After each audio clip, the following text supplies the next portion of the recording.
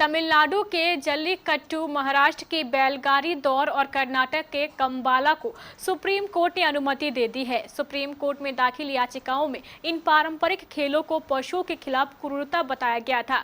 Supreme court ने दलीलों को ठुकराते हुए तीनों राज्यों के खेल को मान्यता दे दी है। आइए आपको बताते हैं सांडों से जुड़े खेल जल्लीकट्टू, कंबाला और बैलगाड़ी दौड़ के बारे में।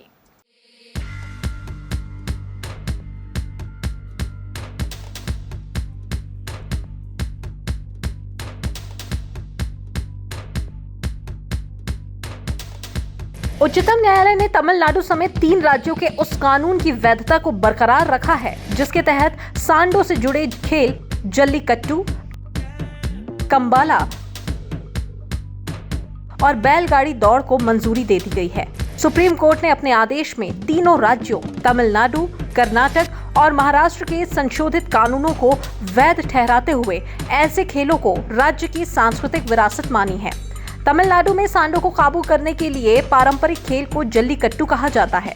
उसी तरह महाराष्ट्र में भी बैलगाड़ी दौड़ और कर्नाटक में भैंसों की दौड़ कंबाला का आयोजन होता है।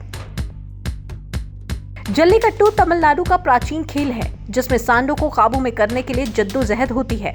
इस खेल की शुरुआत सबसे पहले 3 सांडों को छोड़ने से होती है। ये सांड गांव के सबसे बुजुर्ग होते हैं जिन्हें कोई नहीं पकड़ता क्योंकि इन्हें शान माना जाता है।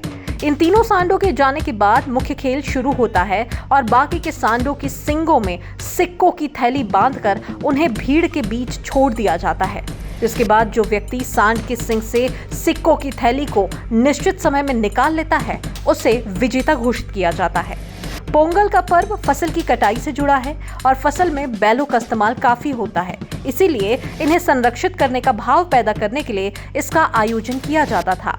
इन खेलों को कई राज्यों में खेला जाता है, जैसे महाराष्ट्र में बैलगाड़ी दौड़ होती है। सांडों के साथ होने वाले इस खेल पर रोक लगाने की मांग भी लगातार उठती रही है। उच्चतम न्यायालय ने सांडों को वश में करने वाले खेल जल्लीकट्टू, कंबाला और बैलगाड़ी दौड़ की अनुमति देने वाले तमिलनाडु, कर्नाटक और महाराष्ट्र के कानूनों को चुनौती देने वाली याचिकाओं पर पिछले साल दिसंबर में अपना फैसला सुरक्षित रख लिया था।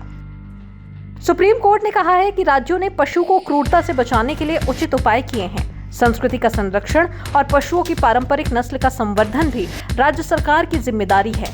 इस आधार पर भी उन्होंने कानून में संशोधन कर गलती नहीं की है। सुप्रीम कोर्ट ने साफ किया है कि अगर इन खेलों के दौरान कोई पशु के साथ क्रूरता करता है तो उसके खिलाफ सरकार को जरूरी कानूनी कार्रवाई करनी होगी। Bureau report, KBC news.